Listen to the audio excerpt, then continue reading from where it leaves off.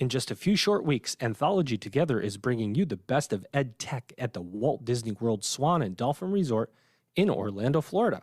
Join the global education community to hear about what's next in the future of learning, get a first-hand look at the latest innovations, and discover new insights to help both your institution and students achieve their goals. The future of learning is here, and there's no better place to see it than at Anthology Together 2022. The event kicks off on July 11th, so register today at www.anthology.com/together. Unmuddle helps your community college to drive enrollments and revenue. Community colleges help with workforce development programs to compete on a national and global scale, offering those services to employers. It's time for a new era in higher education. Check out Unmuddle at unmuddle.com/colleges and claim your college for free.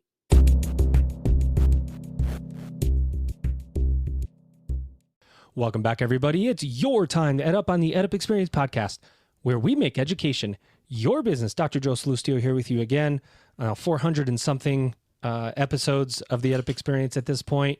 And I will tell you that every single time I do it, it's as interesting as the first time that we did it, probably better now than we used to. If you want to go back and see how much we've evolved, you can go back and listen to the original episode that Elvin and I did.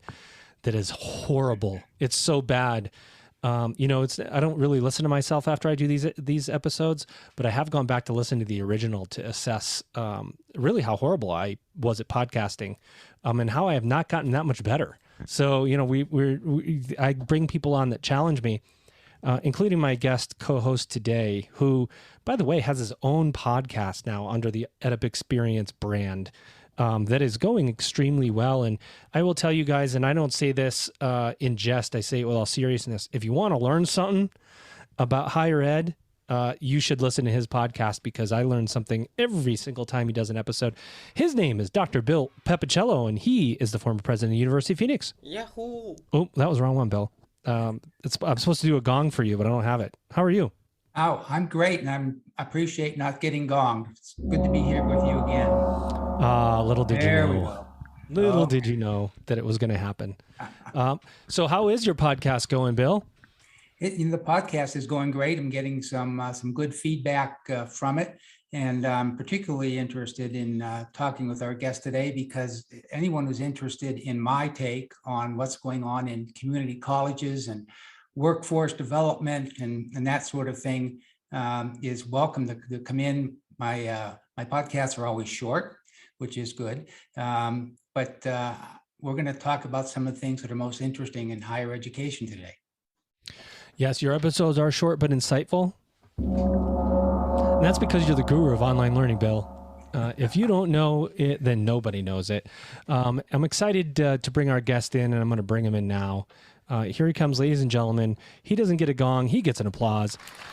Ladies and gentlemen, he's president and CEO of the Association of Community College Trustees, Jee Hang Lee. Jee Hang, what's going on? Oh, welcome. Hey, how are you guys doing? How are you doing? We're doing great. Great. We've got you here, so we're doing great. How are you? Oh, we're doing good. Just, doing the normal things in Washington, D.C. I don't even know how to. Yeah, I mean, what would that look like? Break down your day of normal. No, don't do that. Jee Hang, let's level set. Let's assume that somebody has not heard of the Association of Community College Trustees before. What do you guys do, and how do you do it? And then we'll get into it from there. Okay. Well, thank you number one, for inviting me to participate. A little brief background of my association. We are the Association of Community College Trustees. We represent the governing boards of the nation's community colleges. We also have some international members of our associations. Our two focuses, our missions of our association is number one is advocacy. So we're based in Washington, D.C. We do federal advocacy on behalf of our community colleges. And number two, our second mission is focused around board education and ensuring that boards understand their roles and responsibilities, but also providing boards information about some cutting edge and best practices within the community college sector. Okay, so of course the first question, let me try that again. How has board involvement evolved. So try to say that 3 times fast. Board involvement evolved. Bill, I don't think you could do it. But how has it evolved as higher ed has come into headwinds of declining enrollment, coronavirus?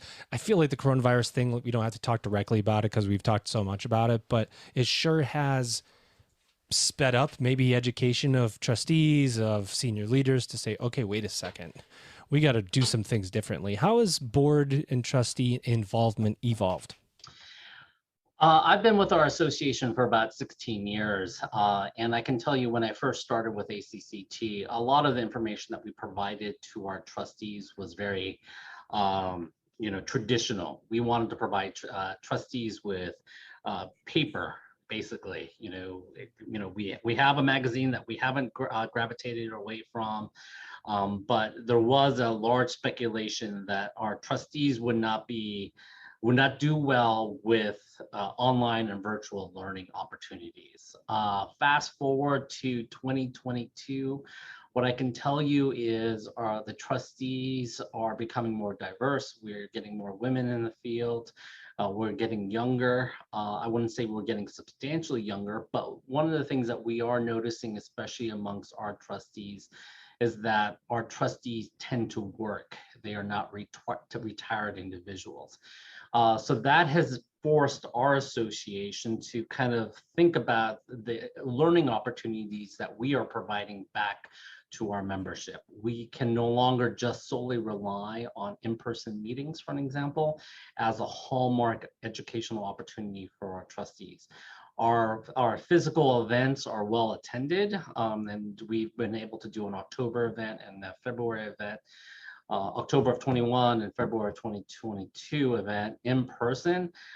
They were well attended, but not obviously on par with, I would say 2019 is kind of our benchmark because that's when pre-COVID.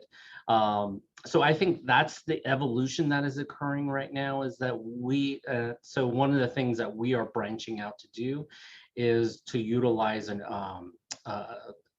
online education as our backbone.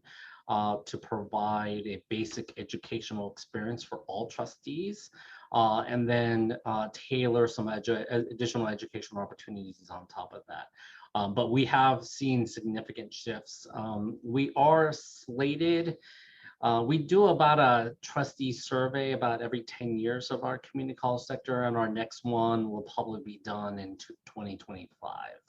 So that's our next status update on where our trustees are in terms of demographics, in terms of educational level. And for any of you are interested in kind of looking, our last one is called the Citizen Trustee Survey. It's on our website at acct.org. I like the plug. Bill, over to you. Yeah, well, I actually serve as the chair of a board of trustees for a small university. So I'm very interested in what you had to say. And, I think one of the hallmarks of boards in general is the notion of citizen governance. And as you're talking about the changing demographics, I wonder if you see any difference in what's going on with the kind of citizenry you have participating in the governance. Well, I would say we are definitely having younger and individuals that are working, like I mentioned before. And, I would say in some of our community college areas, they are also getting individuals that might be politically motivated beyond just supporting their local community college. They might have future aspirations. That being said, I would say 1/3 of our membership is appointed locally, 1/3 is about state, and then 1/3 are elected. So, in terms of the context of elected, it's, probably a fraction of our, what I'm talking about is just a certain percentage of our membership. But we are seeing, in some of our community colleges are having some difficulty and they're getting called out by their accreditors in certain situations. And so those are situations that we're trying to help and support those institutions. No, thanks for that. I think a lot of people don't understand how boards are, how they come into existence and what the different kinds of them are. So I think that's a good educational piece. What? I don't understand, Bill. You're going to have to fill me in. Well, I don't have time. There isn't right enough now. time in the day. Okay. Yeah. I knew that one was coming. But I'm Go ahead. going to keep carrying the ball if I can for a minute. Because as I said, I address a lot of the issues that are central to what's happening in community colleges today in my podcast, EdUp Insights, Joe, in case you want to go there. But one of them is something that I know is near and dear to Jee Hang's heart, and that is aligning non-credit and credit programs and providing pathways for students from high school all the way through not just community college, but then transfer. And I know this is a real area of challenge for community colleges and thus for communities. And I wonder if you could say a few words about your perspective on that.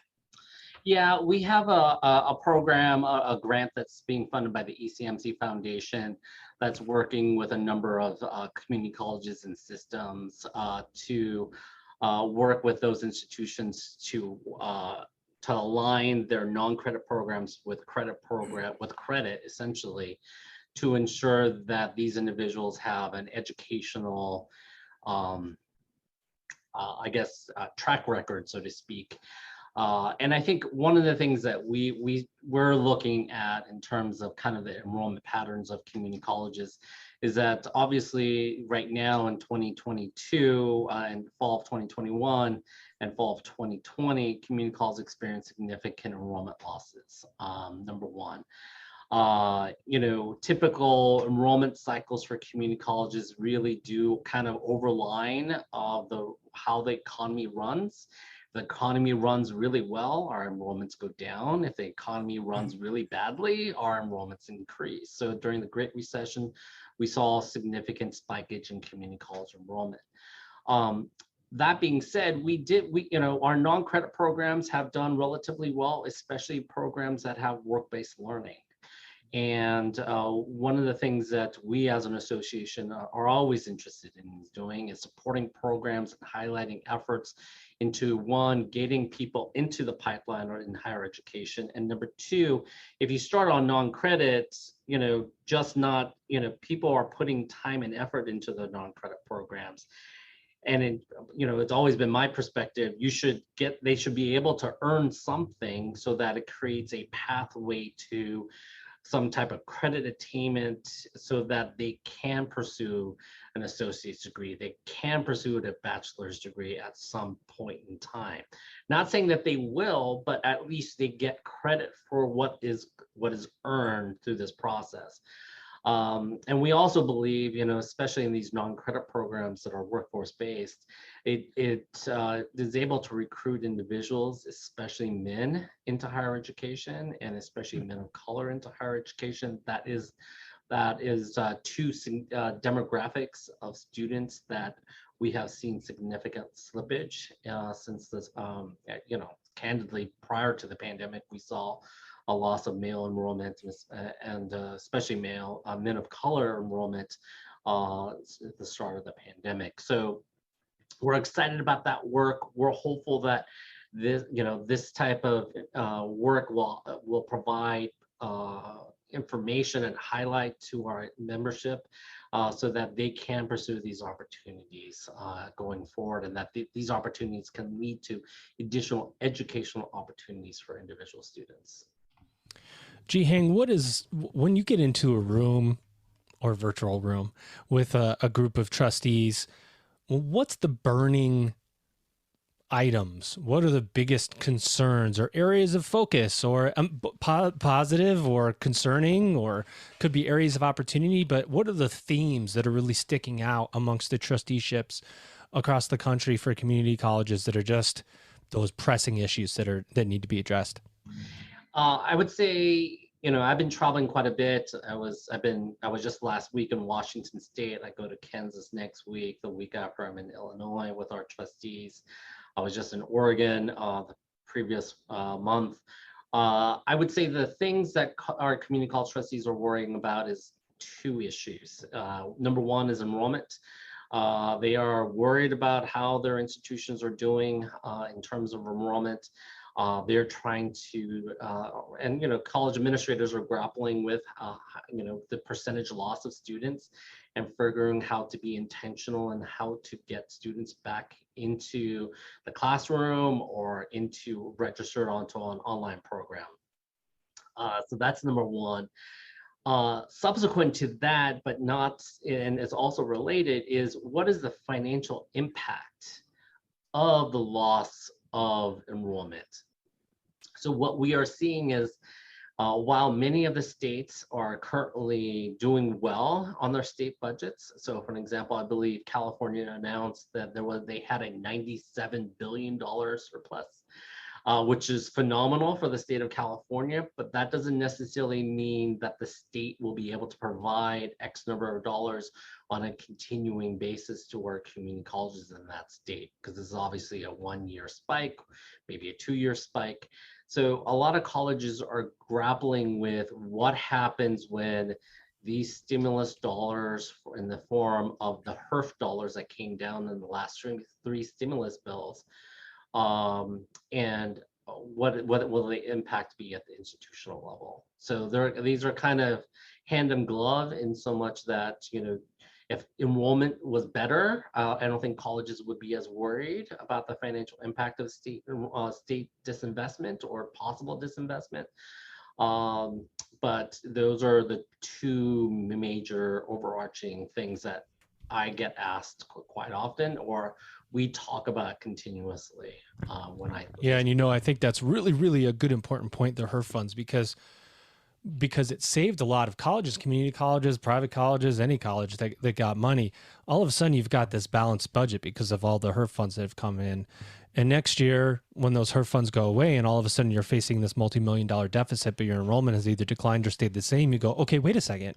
What are we going to do to fill this gap? And the realization sets in that a budget surplus or a budget even is now a budget deficit in the next year. And maybe we sat on the innovation components too much, or maybe we didn't move as fast on other items to diversify the revenue stream. So it's going to create a lot of uncomfortable situations for colleges across the board, community colleges for sure, because of the great loss in enrollment. And what happens is a lot of times is expense reduction at that point, where you have to deal with faculty and employees, and then you have lots of visibility around those things from people who are upset. That's got to be weighing on the minds of many presidents and trustees, don't you think? Yes, I think if you look at any of our institutions that are having conversations with their collective bargaining units, or having conversations about possibly tuition increases, these are all things that kind of come out in this part of the discussion. Colleges are starting to, will have to make some tough decisions going forward, especially if the state funds don't match what it was previously, and or if enrollment doesn't rebound. Bill? Yeah, funding is a topic that comes up regularly on my podcast. That's EdUp Insights, Joe. Well done. Thank you. And there are a couple of issues that I'd like to, because they're all intertwined. One is certainly when we talk about the business model of higher education in general and whether it's sustainable. My point of view is that it's not. We need a much better business model. I'm looking at my own home state of Arizona right now, and we're seeing struggles between the community colleges and the four-year institutions, because the four-year institutions want a bigger bite of the pie. The community colleges are looking for funding for the very reasons that you just mentioned. Excuse me. Oh, Bill, did you forget to turn off your cell phone there? Yeah, apparently I That was a did. mistake by Dr. Bill Papicello. Attention. Bill Papicello with the mistake. I expect that when I listen to this, that will be edited out. Attention.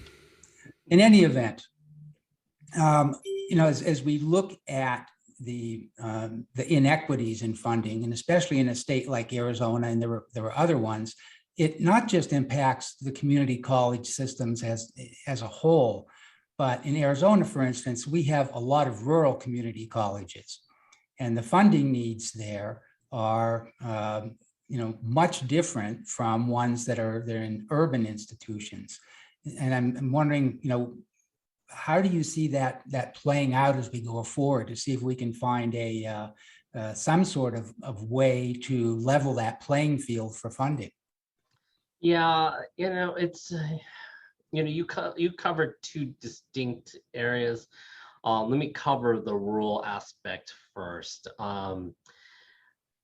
ACCT has received funds from the Bill and Melinda Gates Foundation to support our rural community colleges, and this is something that we have been working on for the last 2 years plus.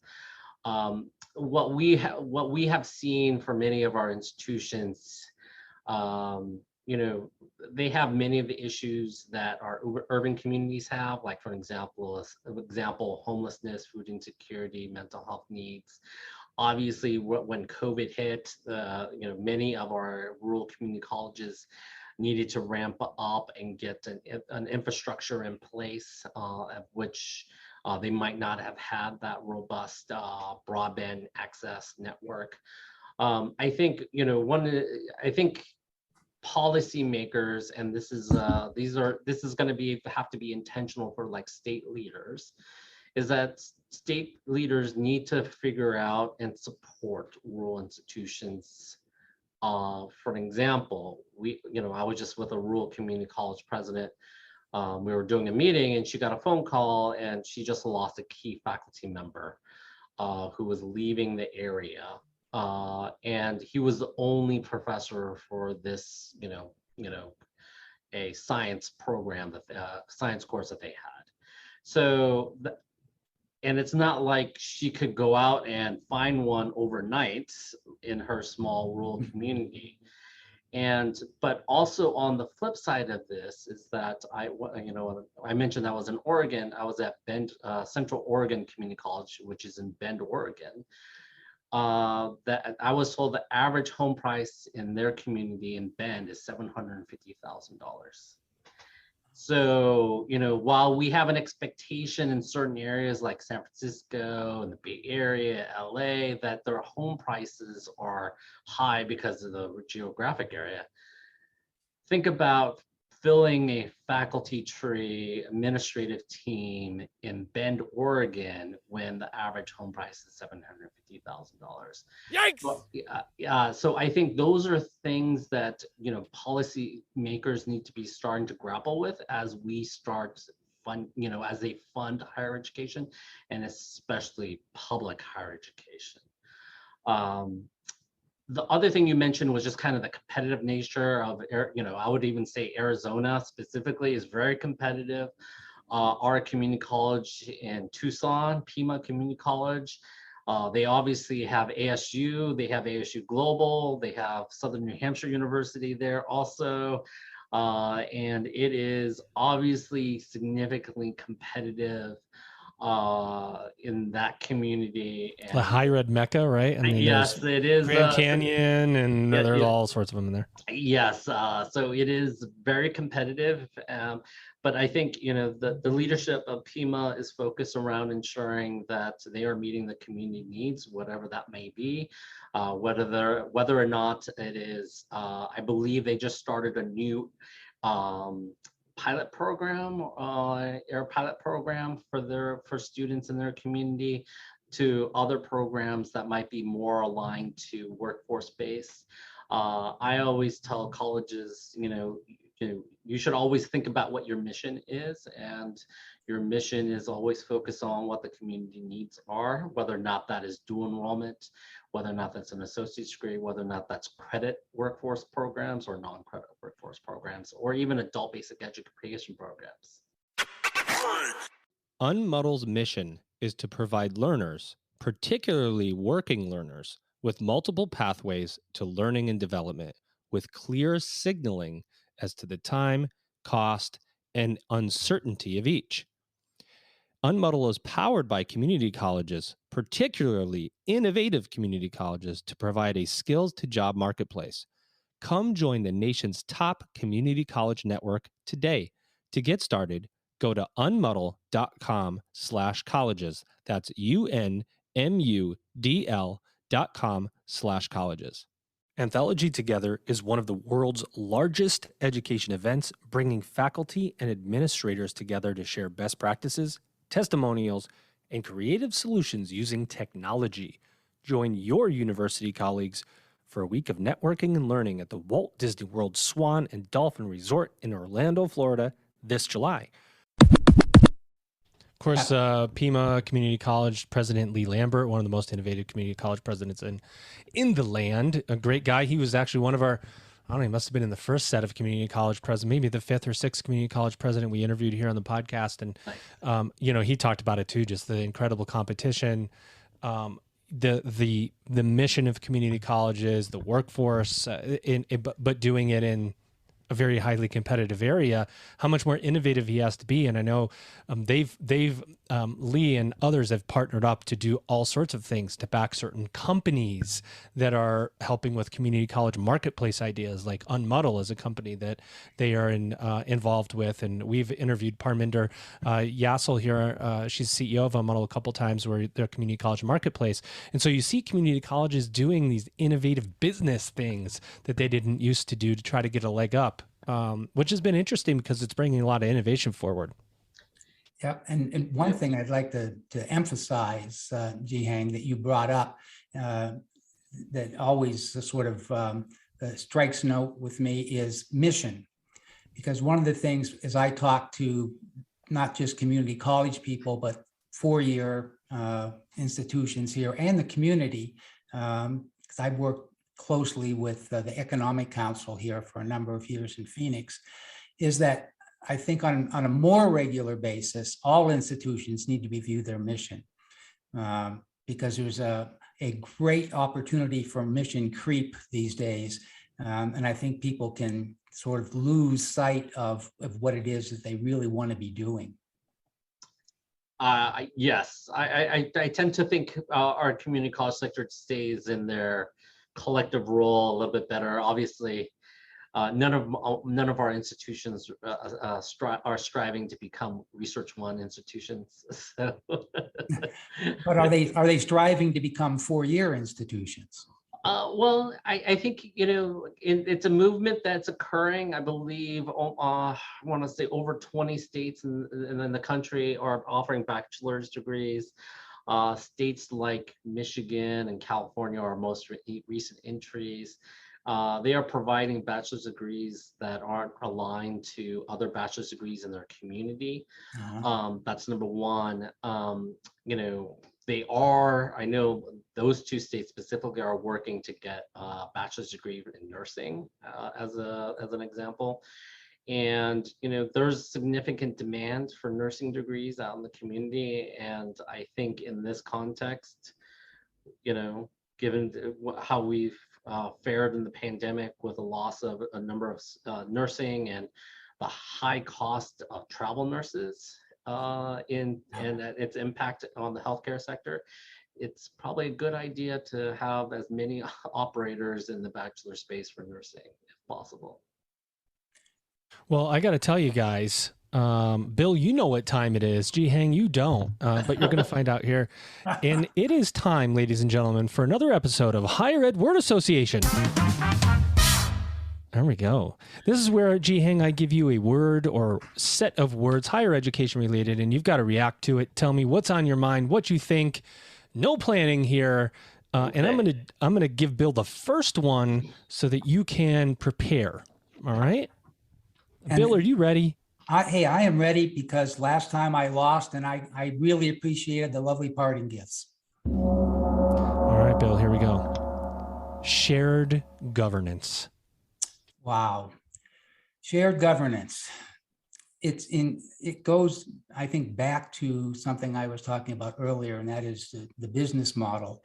And I think if we're looking at shared governance in higher education, we can look to the business world for some models or some templates there that would help us bring the current shared governance model in higher ed closer to the business model. And then by that, and I'll be crass, and why not? Because that's sort of the way I am. You're retired. You can do whatever you want. I thank you. And that is when you bring the employees into the governance, I think it's different in a business atmosphere than it is in higher education. We need to figure out how to get the participation on a more collegial level. Bill, once you told me the best committee was a committee of 3 when 2 people called in sick. I don't know if you told me that, but I feel like you could have said that. I probably could have, yeah. So maybe I read it in your book, Leadership on the Field of Play. Who knows? Jee Hang, shared governance. Available on Amazon, by the way. That's right. Jee Hang, shared governance. For me, shared governance kind of just denotes that there are avenues and pathways for various stakeholders to provide guidance and recommendations to any type of structure, whether or not that's the board. That might serve as a form of, whether or not that's part of a search committee, for example, for a new president, having different stakeholders as part of that initial search group that recommends a set of finalists. So that's kind of what I think of shared governance, is just like ensuring that there is a pathway for recommendations. I would say that those recommendations might not always be taken, but it does allow those stakeholders to provide input. And I think that's something that's important, is sometimes people feel like just because they provided input, input should be taken and follow through on. But just because you provided input might not, you might have been 5 other people or 5 other groups might have given the exact opposite recommendation. So I just think that that's just something that I would just do as a word of caution, that just because you said something, it's not the gospel. So. I like this. See how much fun this can be, Jee Hang? All right. Here, live, recorded on the EdUp experience, shared with the world. All right, here we go. Jee Hang, next one to you. You can get to choose. Higher ed partnerships or mergers and acquisitions? Well, I probably would. Let's do higher ed partnerships. Okay, go. Higher ed partnerships. Oh, partnerships. Okay. It's like multiple choice, but you chose one. Okay. Sorry. Word association. For me, higher ed partnerships is like, for example, we just had some students that came and visited us from Central Michigan University. One of our former trustees teaches a course on political science. He brought some of his students to Washington, D.C. These students at Central Michigan were documenting some of the partnerships Central Michigan University has with some of our community colleges, especially around credit articulation and ensuring that there's no credit loss when our student who comes from Lansing Community College or Mott Community College doesn't lose credits when they transfer to Central Michigan University. I think those type of partnerships are important because obviously, the flip side of that is I also then heard like certain other institutions that might be part of a football conglomerate in Michigan would not take those credits and would have required those individual students to retake those courses, even though they obviously passed those courses and wanted to bring them in, but they were going to be forced to retake those.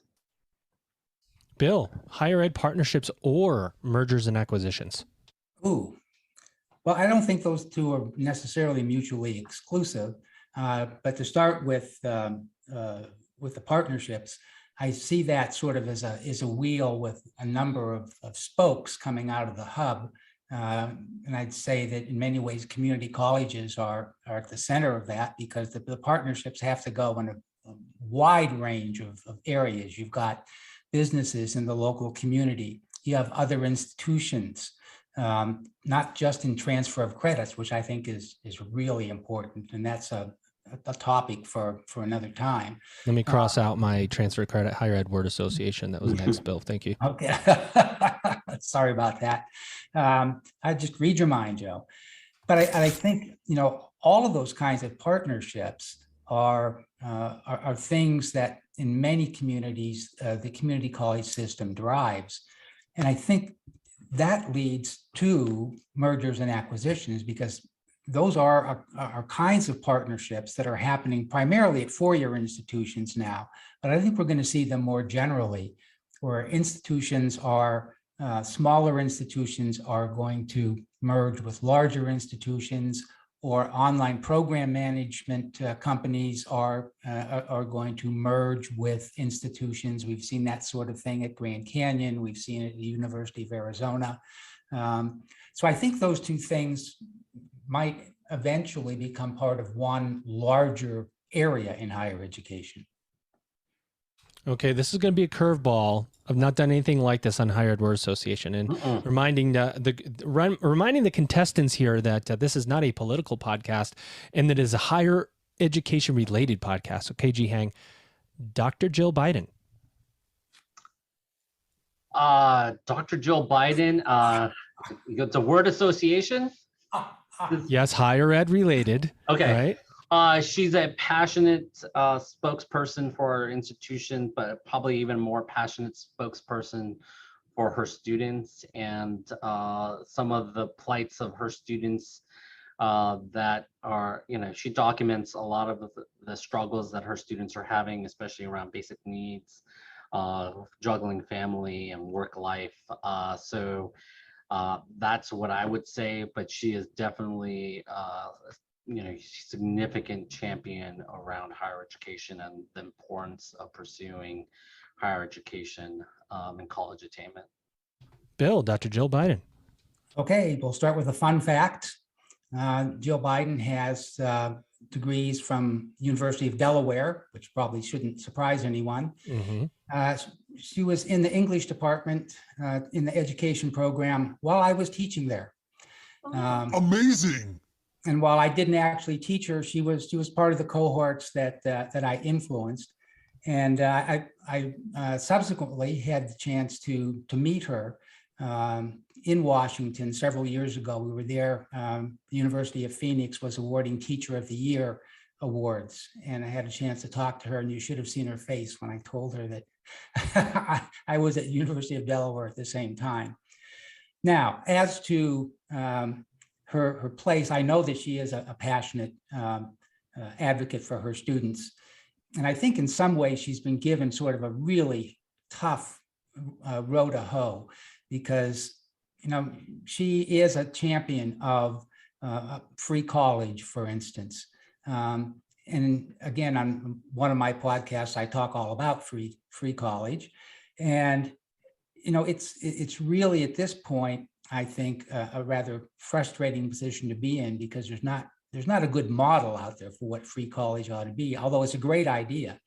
And so I think she's a great philosophical champion for higher ed in general, and for community colleges in particular, because she continues to teach there in Virginia. So I'm hoping that, if nothing else, she at least has the opportunity to plant some seeds while she's the First Lady. Yeah, the reason I brought that up is because I think her advocacy for community colleges brought a lot of necessary and welcome attention to America's community colleges and the role that they play in educating the workforce. It's like sometimes you're looking for a endorsement almost, and she really provided a built-in endorsement of America's community colleges.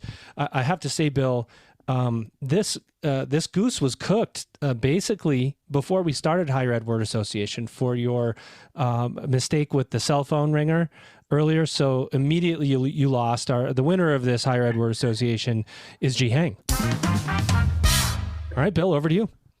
Yeah, well, you can. And sorry that you lost. I mean, it's like a losing streak now you have.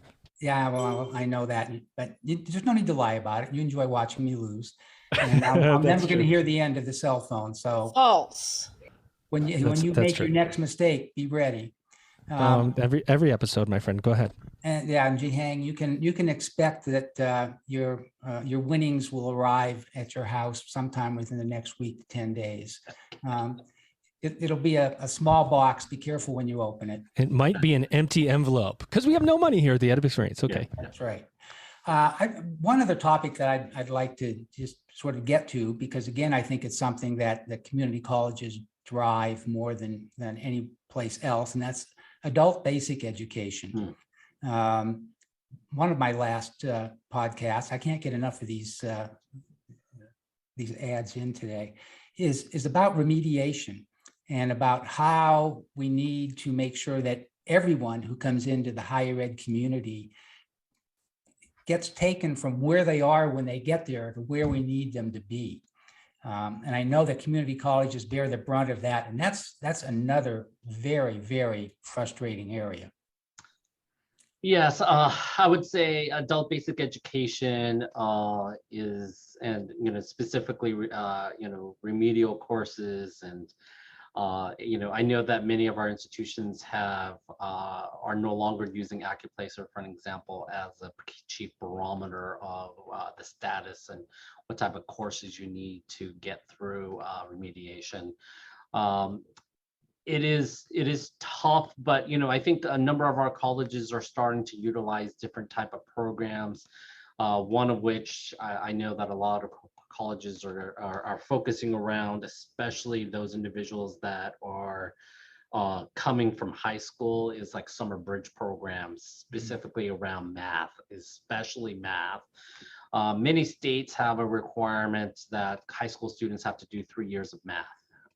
So not to say I was a high school slacker. I was not a high school slacker, but some high school seniors may not choose to take a math course their senior year, so they front load their math. And so requiring or getting, having someone take an AccuPlacer around the math and calculus, pre-calculus, essentially a year and a half since the last time they took any type of math, seems a little far-fetched, and they're prone to not to do as well as they want to do. So colleges are doing some efforts to ensure that students are geared up to start classes, specifically in certain areas, just kind of educate up, so to speak. I do, you talked about adult basic education. It is one of the things that, we are open access institutions, and the community asks of us to do adult basic education. If you take a look at the marketplace right now of higher education, where we were collectively down, community college sector was down over 10% in 2020. We were under 10% this year. Even our four-year partners, four-year public and four-year privates, were down last year in fall of 2021. That means fewer students are matriculating to college. We are concerned that, whenever these individuals do come back to college at some point in time, they will likely have to come to us. We're happy to take them, but it just provides a little bit more work ahead of us to ensure that these individuals are served and oriented to academic success. And I would, Bill, you mentioned something, and Joe, you mentioned this, when we just briefly talked about Dr. Biden, I think one of the most important data points that came out of the National Student Clearinghouse, and it came out a couple of years ago, stated that the majority of all individuals who received a bachelor's degree had community college credits. And it, for us, it's not to say that we should take full credit for everybody who gets, we should take full credit for everybody who got an associate's degree, who got a certificate at community college. But it just shined a spotlight on a role that our institutions do that we don't get any credit for. These are students that either are duly enrolled in a four-year institution and at the community college that come to us to hyper accelerate through their bachelor's program. And it really just kind of, if you think about it, it's like, wow, that's a significant number. And we talked about, well, our community colleges are doing bachelor's programs, but it's a small fraction, comparatively to the four-year sector. So I just thought that was something that was really illustrative of our role and magnitude. And I think sometimes policymakers don't understand the full scope and nature of the power of our sector. That's a really good point. And then I'll throw it back to you, Joe. I just want to emphasize that those kinds of programs where you get dual enrollment or you can take credits while you're in high school, they're not new. I actually was in one of those in the 60s. You remember the 60s, Joe? 1860s? Right? Yeah, right. Yeah. Something like that. Stop! And I earned 12 or 15 credits through the local community college while I was still in high school. And you're right, you get no credit for that, even though those programs have existed for a long time. And it's also it's partly on the responsibility of the student, right? Because when we graduate from an institution, we advocate for it, right? If you're a transfer student and you graduate from your 4-year and it happens to be Lindenwood University, where of course I work, you go, oh yeah, I graduated from Lindenwood, and there has to be a ownership and proud moment for students who've completed that associate's degree, who have taken those credits to say, you know what, without that community college experience at so-and-so community college, I would have never been able to do it.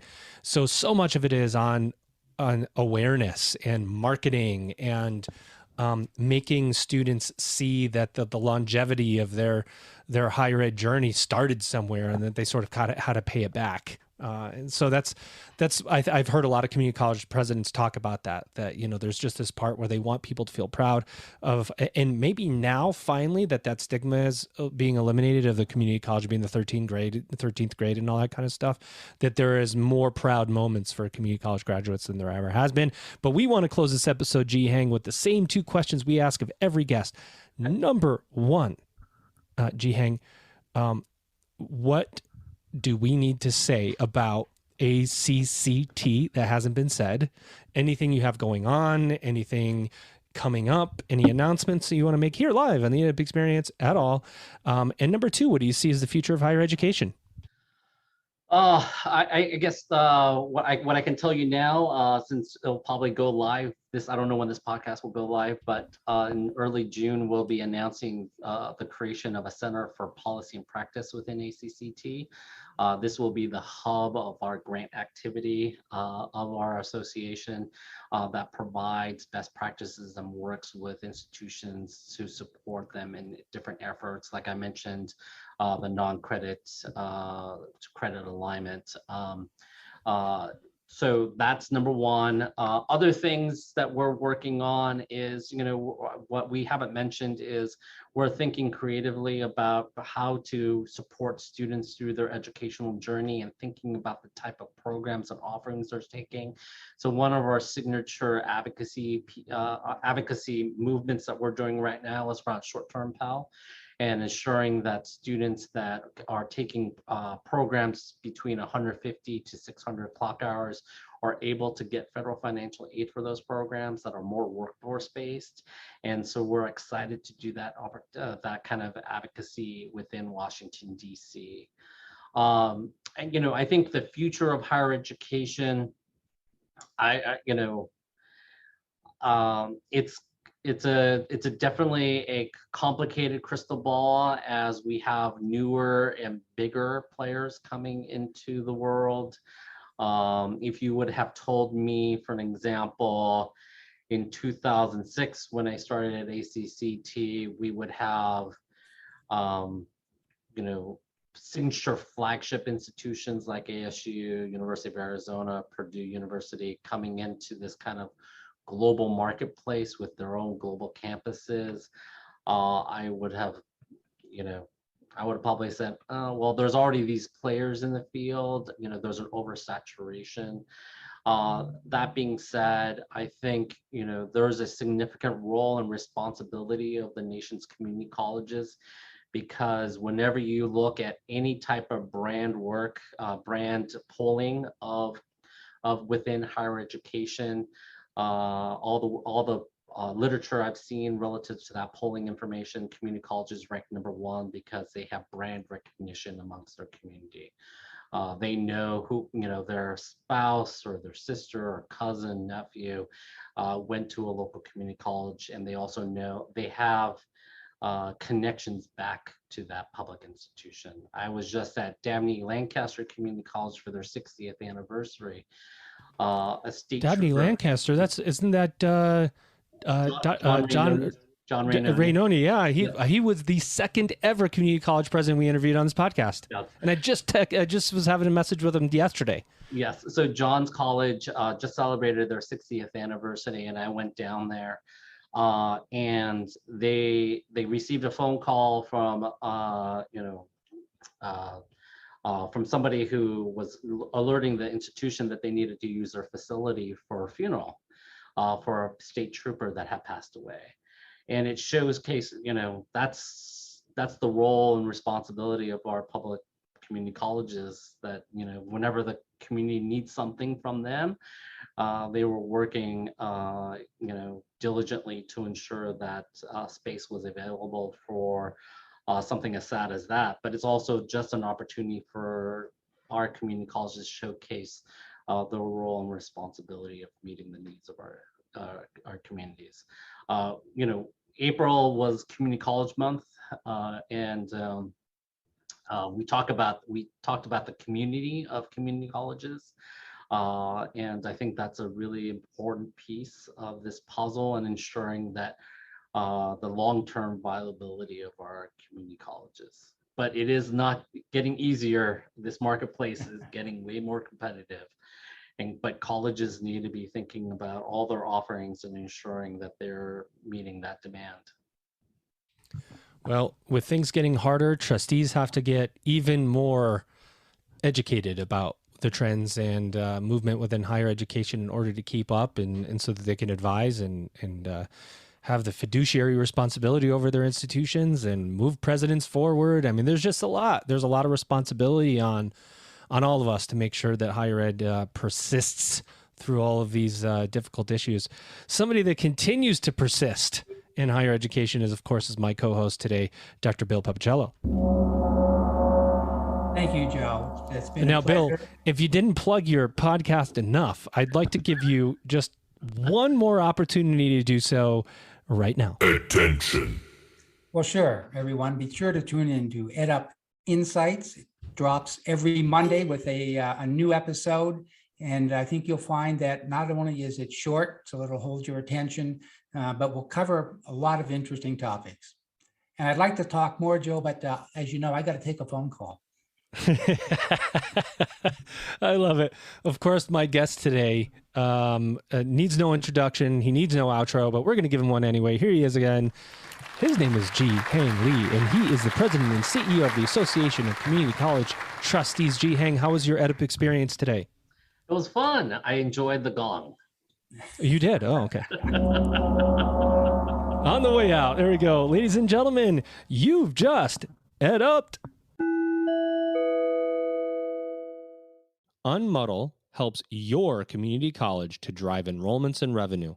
Community colleges help with workforce development programs to compete on a national and global scale, offering those services to employers. It's time for a new era in higher education. Check out Unmuddle at unmuddle.com/colleges and claim your college for free.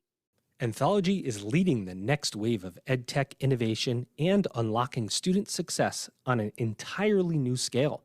Ready to take a closer look at what's next in the future of learning?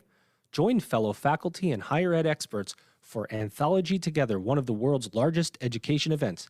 taking place next month at the Walt Disney World Swan and Dolphin Resort in Orlando, Florida.